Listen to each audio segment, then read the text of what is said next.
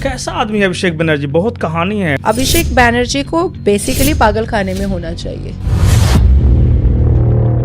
श्रेया पांडे उसकी बहुत ही करीबी दोस्त है। ये श्रेया पांडे ने अपनी बेटी का फर्स्ट बर्थडे जा करके विदेश में किया था, करोड़ों रुपए खर्च करके। ये फिरहाद हकीम का क्या चक्कर है? मोर देन 93,000 बच्चियां जो हैं, बच्चियों की मिसिंग डायरी है पश्चिम बंगाल में, उन बच्चियों को बेचा जाता है। और ये बॉर्डर के आसपास के जो विधायक हैं और इनका जो सरदार है वो फरहाद हकीम और सिद्दीकुल्ला चौधरी है। ममता बनर्जी कुछ नहीं बोलती थी, उनको तो सब दिख रहा था ना सब। ताहा सिद्दीकी लड़कियों को टीएमसी का टिकट दिलाने के लिए लालच देता है। अगर पैसे वाली है तो पैसा टानता है, गरीब है तो उसके साथ करता है। एनपीजे होटल में ही ये ताहा सिद्दीकी लड़कियों को बुलाता है। बाद में पता चला कि भाई इनके घर में तो अपनी अपनी बहन बेटियों से ये प्रोस्टिट्यूशन करवाते हैं। फिल्मों की कहानियों से भी ज्यादा वर्स। गवर्नमेंट हॉस्पिटल के बैकयार्ड, जो मेडिकल हॉस्पिटल है आपका सेंट्रल एवेन्यू में, उसके बैकयार्ड में कम से कम लाखों मुर्दे की हड्डियां पड़ी हुई थी। तो उसकी किडनी, उसके फेफड़े, उसकी आंखें, वोकल कॉर्ड, ये सारी चीजें निकाल करके बेची जाती हैं। अचानक से एक दिन सुबह में न्यूज आती है कि उस प्रॉपर्टी को जब खोदा जा रहा है तो दोनों बेटी और माँ का कटा हुआ शव मिलता है।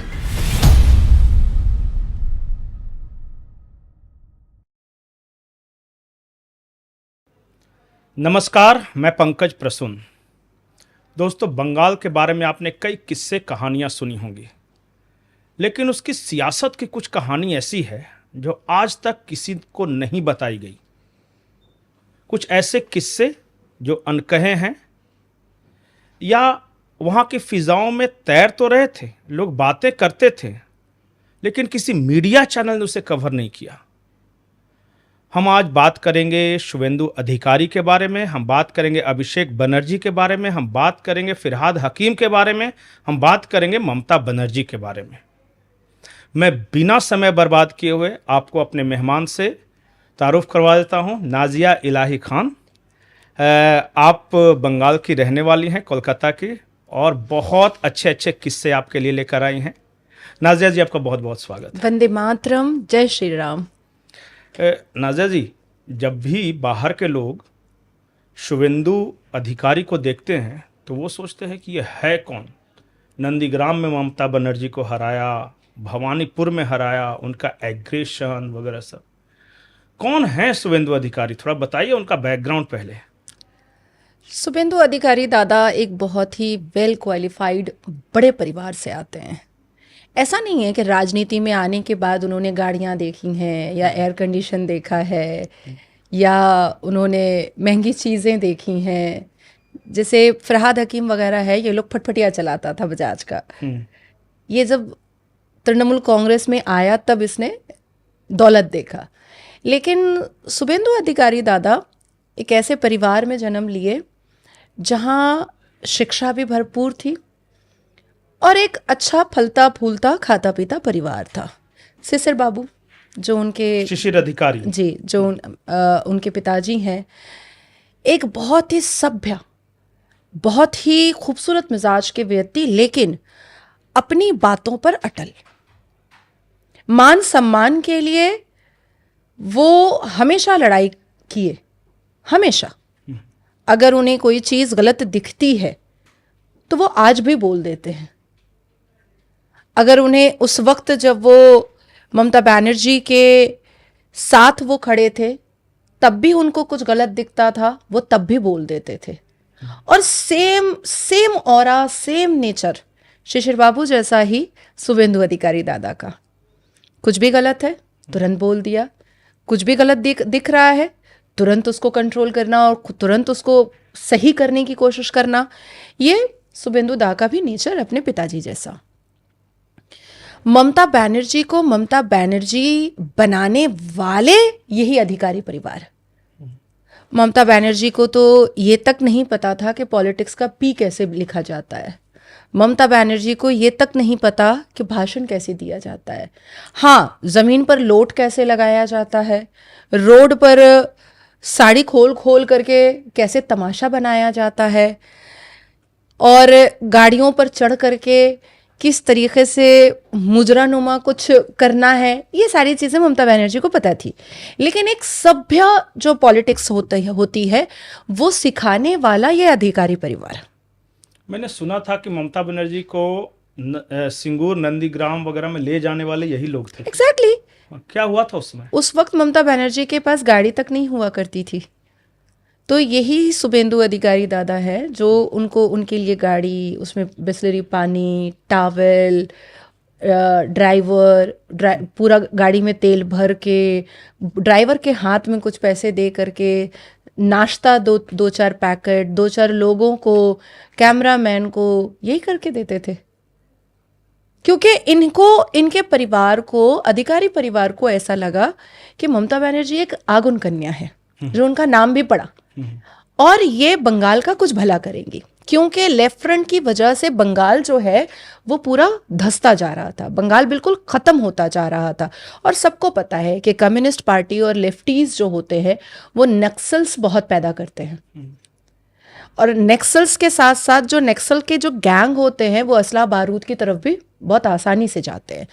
तो ममता बनर्जी के रूप में अधिकारी परिवार को ऐसा लगा कि नक्सलाइट ख़त्म करने के लिए, क्राइम ख़त्म करने के लिए, बंगाल को बचाने के लिए ये महिला ठीक है, अच्छी है। लेकिन किसी को ये पता नहीं था कि पावर और सत्ता जैसे ही ममता बनर्जी के पास आएगा वो आपनी से तुमी पर चली आएंगी, और तुमी से तुई पर चली आएंगी, और तुई से तोर पर चली आएंगी। ये बंगाली के ऐसे शब्द हैं जो बहुत जल्दी लोग पकड़ नहीं पाते। अब जैसे आपने मुझे कोई पावर दिला दिया, जब आप पावर दिला रहे हैं तो मैं कह रही हूं पंकज भैया आप। जब आपने दिला दिया तो मैं कहूंगी पंकज भैया तुम। जब मैं पावर में बिल्कुल बैठ गई हूं तो मैं कहेंगी ए सुने धरा। तो ये भाषा का परिवर्तन ममता बनर्जी के शब्दों में हुआ। एरोगेंट आता चला गया, लोग हटते चले गए, एरोगेंट आता चला गया ममता बनर्जी के अंदर। और जो पुराने लोग थे जिन्होंने वाकई में तृणमूल कांग्रेस को बनाया, जो अपने हाथों से बैनर और पोस्टर बनाया करते थे, जो अपने हाथों से दीवार लिखा करते थे, जो अपने हाथों से ममता बनर्जी के लिए वो पूरे सत्ता का पूरा एक ब्लूप्रिंट रेडी कर दे रहे थे, और उन तमाम लोगों को बेइज्जत करके ममता बनर्जी ने निकलने पर मजबूर कर दिया। ये शुभेंदु अधिकारी ममता बनर्जी के बीच झगड़ा, मतलब दूरी कैसे पैदा हुई?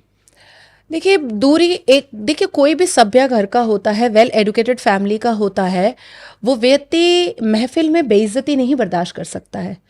और अर्जुन सिंह हो या शुभेंदु अधिकारी दादा हो, इन सब का कहना था कि आप इस तरीके से हमें बेइज्जत नहीं कर सकती हैं, क्योंकि सबका खून और पसीना लगा था, सबके पैसे लगे हुए थे तृणमूल कांग्रेस को बनाने में, फलने फुलाने में। और बाद में जब देखा जा रहा है तो सिर्फ भाईपो और पीशी, और जो नए लोग आए, फरहाद हकीम आ गया, तो महुआ मोइत्रो आ गई, तो शाइनी घोष आ गई, उसके बाद फिर पांजा परिवार जिसने अपने लहू दे दिए, जिसने अपनी संपत्ति दे दी, पांजा परिवार को पूरा साइड करके शशि पांजा जो बहू थी, जो साउथ की थी, उसने पूरा कैप्चर कर लिया और वो ममता के बिल्कुल करीब हो गई। तो जिस तरीके से उन्होंने अपने लोगों के साथ विश्वासघात ममता बनर्जी ने किया है, मुझे ऐसा लगता है कि अगर कोई डायन होती है ना तो वो भी 7 घर छोड़ करके कलेजा खाती है, पर ममता बनर्जी वो डायन है जिसने 7 घर नहीं छोड़ा। सबसे पहले जिसने उसको बनाया ममता बनर्जी, उसी का कलेजा खाने को वो खड़ी हो गई और यहां से झगड़ा स्टार्ट हो गया।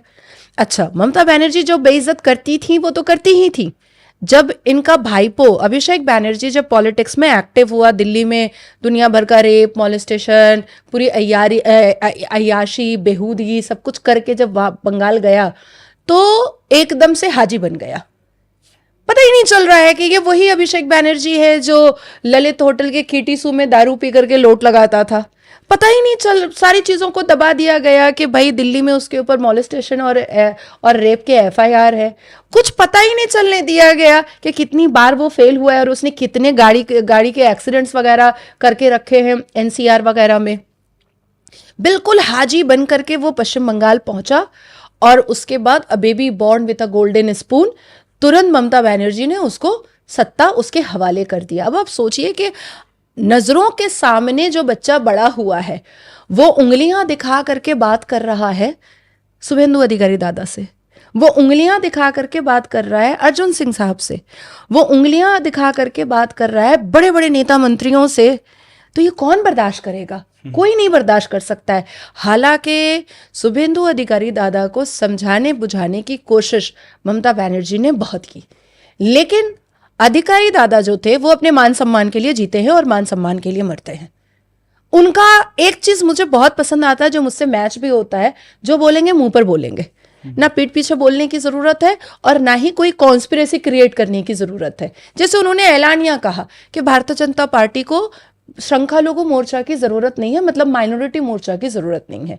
ये बात मैं भी बोलती हूँ कि माइनॉरिटी मोर्चा करता क्या है भैया, पैसे बर्बाद होते हैं। ये फिरहाद हकीम का क्या चक्कर है?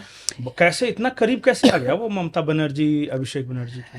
जब फरहाद हकीम, जब टीएमसी की नई नई सरकार आई थी तब फरहाद हकीम नाचता था संजय बख्शी के आगे पीछे। संजय बख्शी का जूता तक उठा करके काली घाट में वो देता था फरहाद हकीम। फरहाद हकीम काली घाट में ममता बनर्जी से मिलने के लिए 4-4, 5-5 घंटे बैठा रहता था और कभी मुलाई घटक को, कभी पार्थो चैटर्जी को, कभी संजय बख्शी को, कभी सुब्रतो बख्शी को हाथ जोड़ करके कहता था 1 मिनट के लिए दीदी से मिला दो। वो प्रिपेयर हो करके कालीघाट वाले घर में दीदी के घर में आता था, स्टील का टिफिन रहता था, सूखी रोटी और भिंडी की भुजिया, और बजाज के फटफटिया से वो आता था। उसके बाद फिर धीरे धीरे धीरे धीरे फरहाद हकीम ने ममता के साथ क्लोज होना स्टार्ट किया। उसने यकीन दिलाया ममता बनर्जी को, फरहाद हकीम ने, कि उसकी वजह से मुसलमान वोट जो है वो पॉकेट वोट आपका हो जाएगा। फरहाद हकीम ने ममता बनर्जी को बताया कि उसके अब्बा ने लव जिहाद किया था। फरहाद हकीम की माँ हिंदू और पिता जो थे वो मुसलमान, तो फरहाद हकीम के बाप ने लव जिहाद क्राइम किया हुआ था।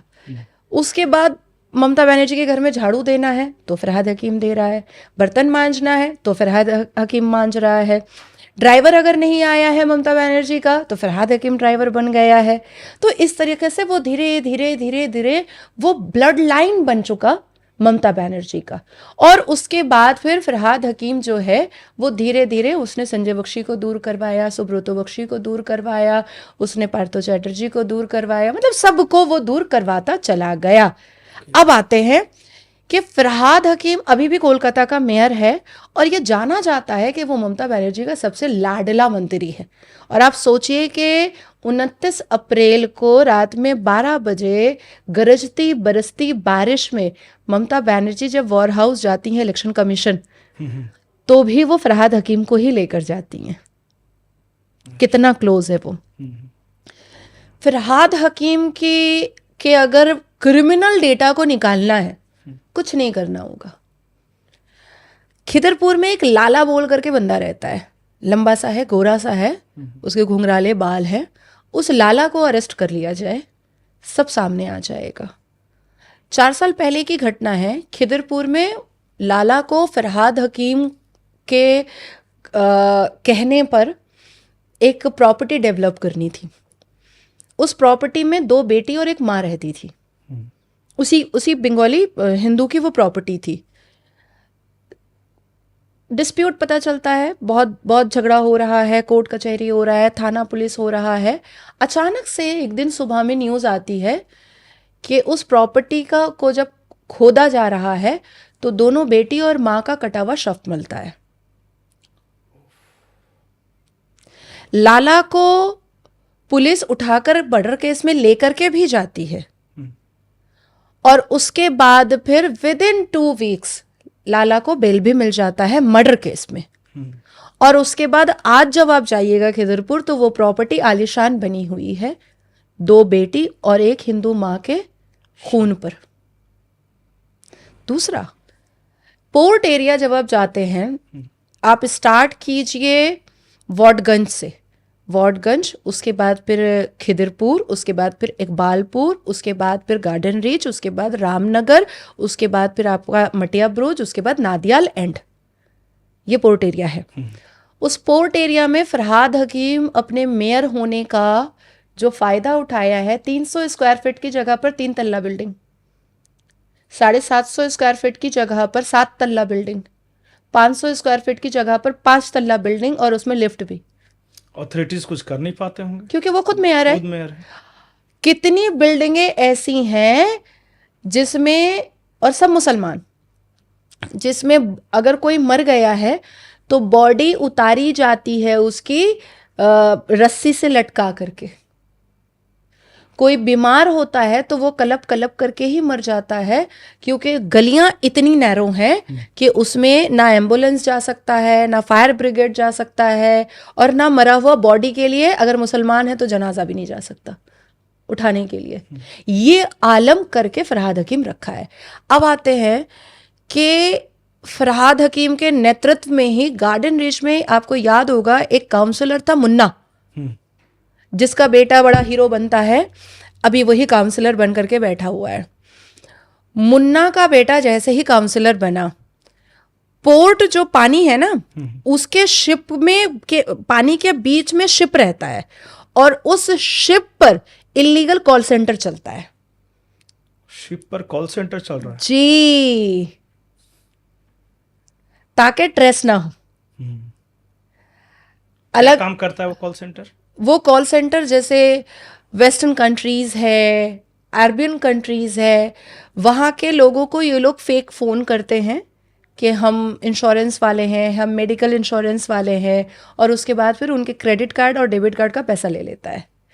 वेस्ट बंगाल में और ख़ास करके कोलकाता में रात में 12 बजे के बाद पार्क स्ट्रीट में, सॉल्ट लेक में, लेक टाउन में, अगर आपको मर्सिडीज़ दिख रही है या आपको लिम्बोर्गिनी दिख रही है तो आप समझ लीजिए कि ये इलीगल कॉल सेंटर वाला लड़का है, जो निकलता ही है रात को 12 बजे के बाद। पूरी रात वो शिप पर पानी के बीच में कॉल सेंटर चलाया जाता है, पूरी रात विदेशी पैसों को लूटा जाता है, और उस दिन भर ये लोग सोते हैं और रात में ये काम करते हैं। दूसरा, वो जो मुन्ना है वो फरहाद हकीम का काफ़ी क्लोज था, बल्कि काफ़ी, शायद 1.5 साल या 2 साल वो जेल में भी था मर्डर केस में। मटिया ब्रूज पुलिस स्टेशन की मैं बात बता रही हूँ। अफीम, चरस, गांजा, कोकीन का सप्लाई मुन्ना का बेटा करता है। तीसरा, इलीगल कंस्ट्रक्शन तो छोड़ दीजिए, तीसरा कन्वर्शन, धर्मांतरण। पूरे के पूरे पोर्ट एरिया में धर्मांतरण पीक पे है। आप क्या टीसीएस की बात करेंगे, आप क्या झांगुर पीर की बात करेंगे, कुछ नहीं है। ये लोग जो धर्मांतरण पश्चिम बंगाल में, कोलकाता में, पोर्ट एरिया में हुआ है, उसकी कल्पना आप नहीं कर सकते हैं। टीसीएस फेल है, झांगुर पीर फेल है, उत्तर प्रदेश के सारे मामले फेल हैं। जो पोर्ट में फरहाद हकीम के नेतृत्व में मुन्ना का बेटा काउंसलर करवा रहा है, गार्डन रीच का वो काउंसलर है अभी। अब आते हैं कि पश्चिम बंगाल और कोलकाता में जितने भी मुस्लिम मोहल्ले हैं, सब में प्रोस्टिट्यूशन का काम होता है घरों के अंदर। 90% घरों के अंदर, घर के अंदर जी 90% घरों के अंदर। परिवार वाले खुद मुसलमान पुरुष करवाते हैं अपनी बहू बेटियों से, और जिसका कटमनी फरहाद हकीम के पास जाता है, कटमनी जाता है फरहाद हकीम के पास। कोलकाता में एक एरिया है बालीगंज, बालीगंज के आगे जाइएगा तो मेफेयर रोड मिलेगा। मेफेयर रोड के अंदर जाइएगा तो पंजाब वेलफेयर बोल करके एक पंजाबियों का एक बहुत बड़ा वेलफेयर है, बहुत खूबसूरत बिल्डिंग वो बनी हुई है। उसके पीछे में, जिसको बोला ही जाता है मेफेयर रोड, उसके पीछे में एक मुसलमान बस्ती है, चामरू खानसामा लेन, और उसके इस तरफ थोड़ा सा आ जाइएगा 1 किलोमीटर तो कलेजी पट्टी है।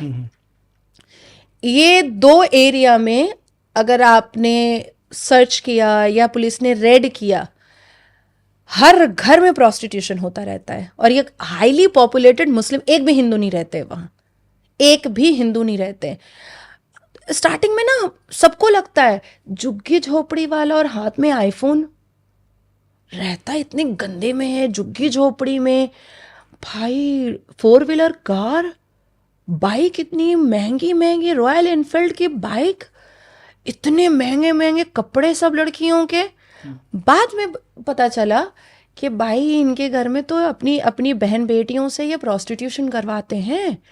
अब 5वां सुनिए, बहुत बड़ा, ये जो नेपाल, मणिपाल और बांग्लादेश से जो लड़कियां बच्चियां आती हैं, आप गूगल सर्च करेंगे तो मोर देन 93,000 बच्चियां जो हैं, मोर देन 93,000 बच्चियों की मिसिंग डायरी है पश्चिम बंगाल में लास्ट 10 ईयर्स में।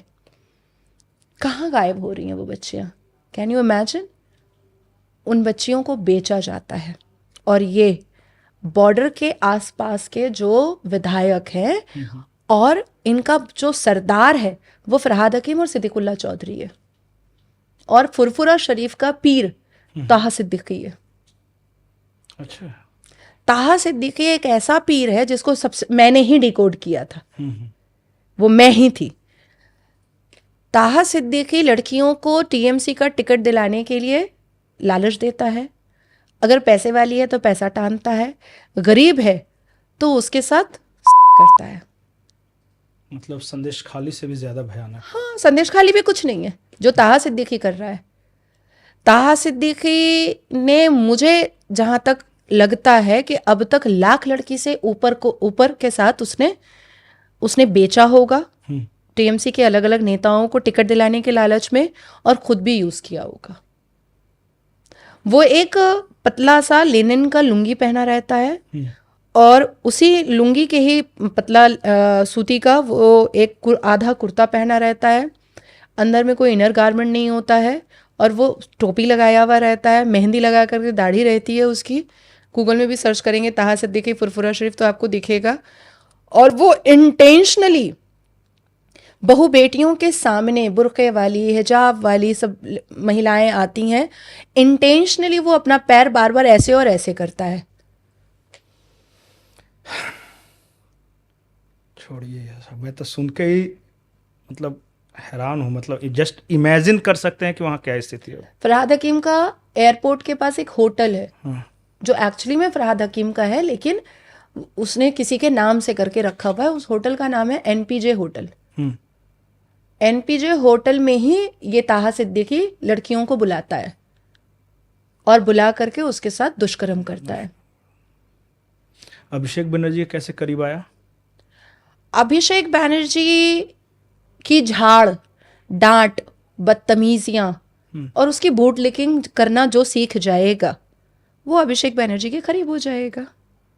कैसा आदमी है अभिषेक बनर्जी? बहुत कहानी है, मतलब कि सुनने में आता है कि थोड़ा सा शॉर्ट टेम्पर्ड है, या फिर किसी को मतलब कुछ समझता नहीं है। इसने एक छवि ऐसी है कि बड़ा कॉरपोरेट बनाया है टीएमसी को, महुआ मोइत्रा को लाने वाला यही है, सायनी घोष को लाने वाला यही है, नुसरत जहां है उसको पिक किया है।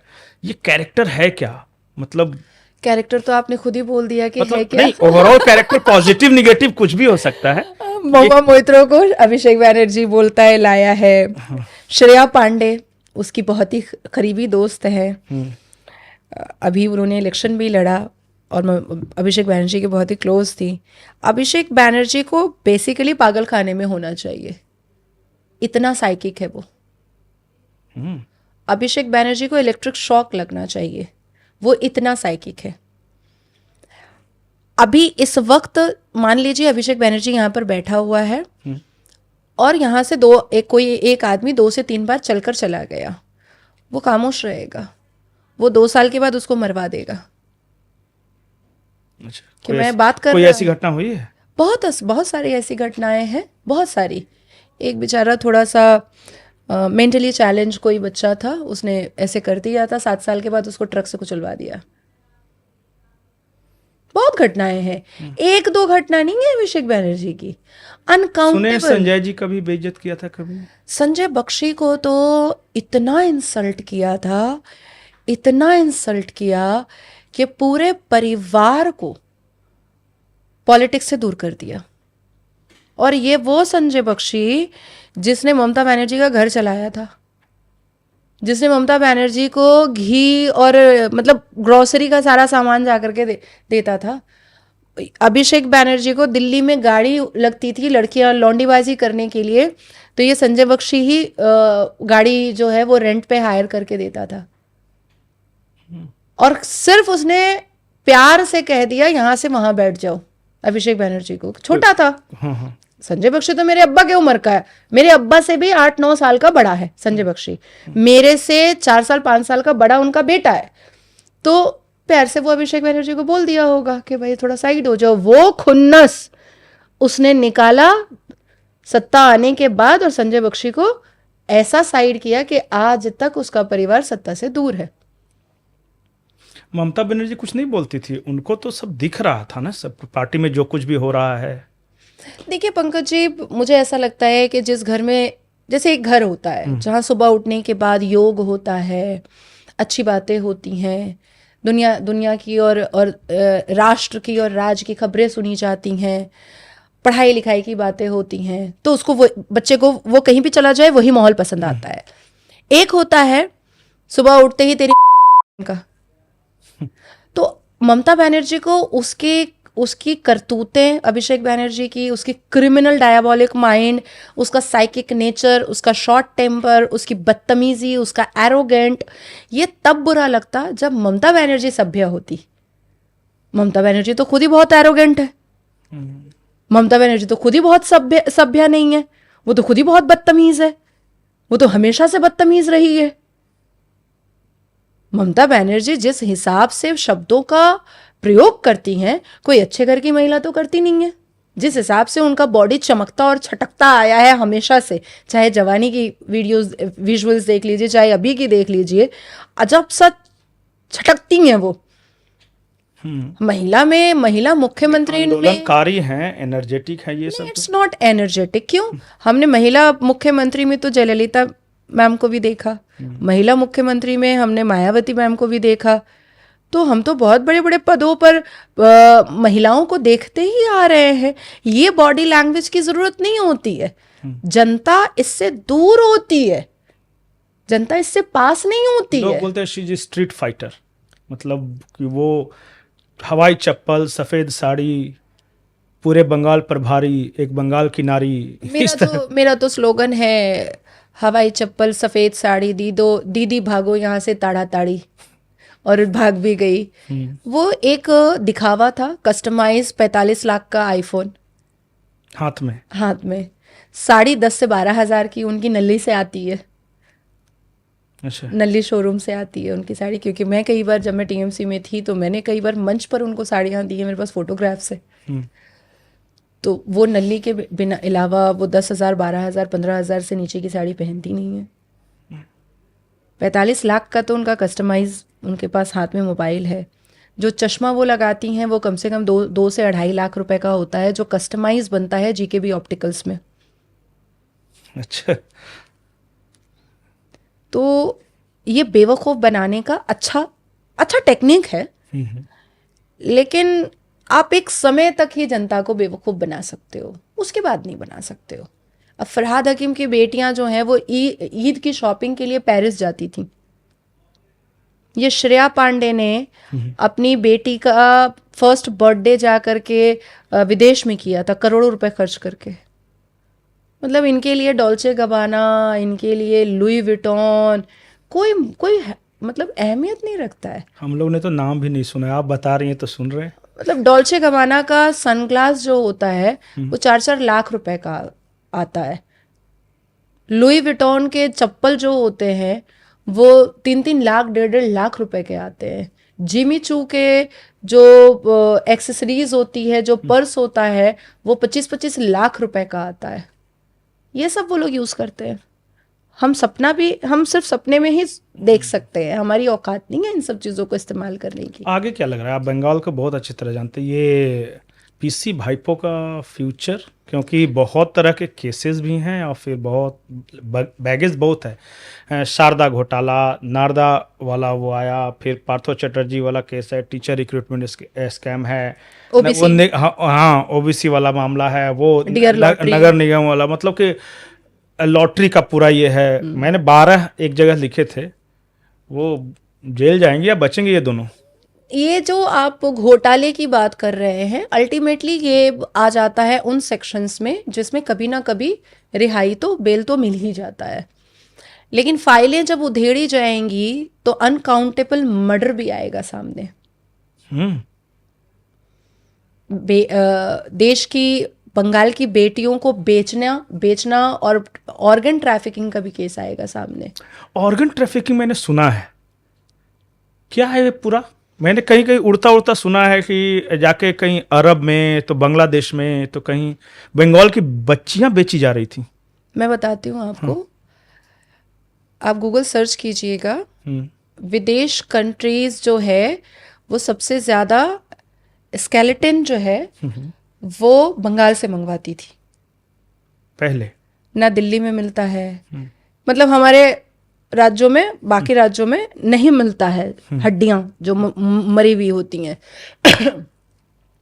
तो विदेशी कंपनीज को और विदेश से जो मंगवाते थे उनको डाउट हुआ कि हम जितना भी मंगवाते हैं ये लोग हमें भेज देते हैं, इतना लाते कहाँ से हैं? तो उस पर इंक्वायरी बैठी।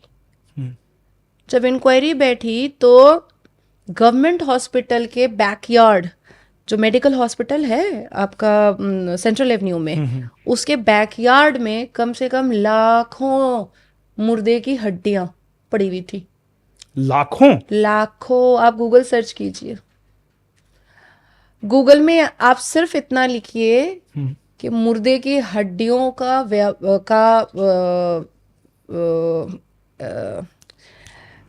व्यापार करने वाला सबसे प्रथम स्टेट वेस्ट बंगाल आ जाएगा। तो ये तो पहले होता होगा ना, हमने सुना उसके था बाद अभी भी होता है। जैसे हम लोग देखते हैं ना कि अचानक से मिसिंग हो गया बच्चा, एक जीडी हो गया और उसके बाद फिर बच्चा मिला ही नहीं, तो उसकी किडनी, उसके फेफड़े, उसकी आंखें, वोकल कॉर्ड, ये सारी चीज़ें निकाल करके बेची जाती हैं। आप सोचो ना, आर्जिकल वाले मसले को ममता ने क्यों जल्दी जल्दी दबाया?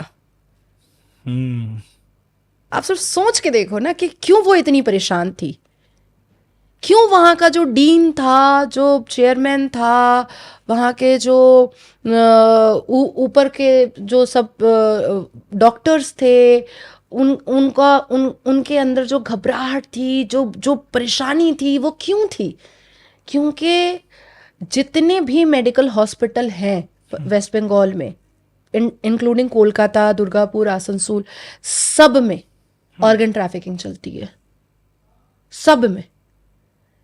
आप जैसे ही गवर्नमेंट हॉस्पिटल में प्रेग्नेंट महिला गई है, अब मान लीजिए कि एक वार्ड में 10 बच्चा पैदा हुआ है, आप रिकॉर्ड निकाल लीजिए, 5 बच्चा ये लोग बोलेगा मरा हुआ पैदा हुआ है, रिकॉर्ड निकाल लीजिए। मरे हुए बच्चे का तो कोई हिसाब है नहीं, वो तो डिस्पोज ऑफ करता होगा अस्पताल है। अब परिवार वाला अगर बोल दे कि दिखा दो हमें, नहीं दिखाता है। কি করবেন? দেখলে কি হবে? মায়ের অবস্থাটা খারাপ হয়ে যাবে, চলে যান। वो अपने बच्चे का शव भी नहीं दिखाता। क्यों? क्योंकि बच्चा मरा हुआ पैदा नहीं होता है, क्योंकि उसकी ऑर्गन ट्रैफिकिंग करनी होती है, इसलिए उसको मारा जाता है। मतलब मैं सुन रहा हूँ तो मुझे ऐसा लग रहा है कि बिल्कुल जो फिल्मों की कहानियों से भी ज्यादा वर्स्ट। वेस्ट बंगाल में जितने भी इंटर्न होते हैं, जो डॉक्टर्स जो एमबीबीएस कर रहे होते हैं, तो इंटर्न के वक्त में यही टीएमसी के नेता और इनके चिंटू मिंटू जो हैं, उन बच्चों को गांजा का नशा करवाते हैं। आरजेकर के समय में मैंने सुना था कि ड्रग्स का भी खेल था, और वो शायद सप्लाई होता है। वो शायद एक्सपोज करने वाली थी, कुछ किसी को बताने वाली थी। इससे पहले भी आरजेकर में 2 नर्स का मामला आया था कि वो सुसाइड कर गई। अब सुसाइड की, किसी ने फेंक बैरकपुर के एक लड़के ने भी सुसाइड किया था हर साल उस अस्पताल में कोई सुसाइड कर रहा है। टीएमसी के ऊपर, ममता बनर्जी के ऊपर, अभिषेक बनर्जी के ऊपर, या उनके जो बड़े नेता हैं उनके ऊपर सिर्फ ये चिटफंड के मामले नहीं है, इलीगल कंस्ट्रक्शंस के मामले नहीं है, और ऑर्गन ट्रैफिकिंग के मामले हैं, रेप के मामले हैं, लड़कियां बेचने का मामला है, मर्डर का मामला है, कन्वर्शन का मामला है, बहुत सारे मामले हैं।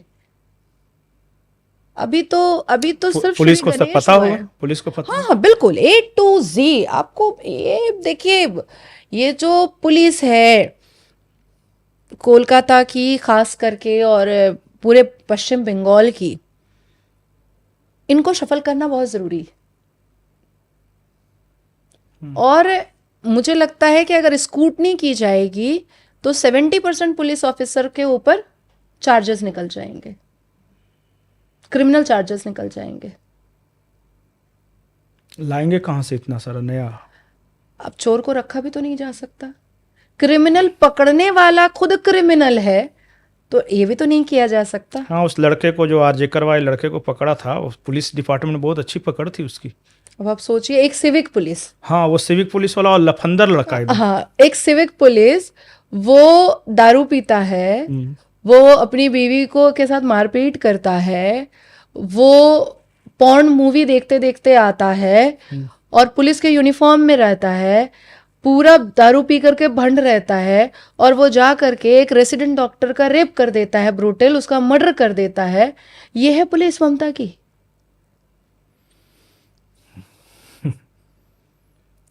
क्या बताए। कितने थाना के ऑफिसर इंचार्ज हैं जो ऑफिसर इंचार्ज के कमरे में प्रोस्टिट्यूट्स को बुला करके नंगई करते हैं थाना में, थाने के अंदर इजली। सेकंड, आप अभी तो शायद पुलिस डर करके बहुत सारी चीजों को अभी रोक करके रखी हुई होगी। 29 तारीख से पहले तक में अगर कोई 10 बजे के बाद थाना चला जाए जीडी लिखाने या कुछ, এখন ঢুকবেন না, এখন बड़े बाबू काजे आचे। अच्छा, बड़े बाबू कर क्या रहे हैं?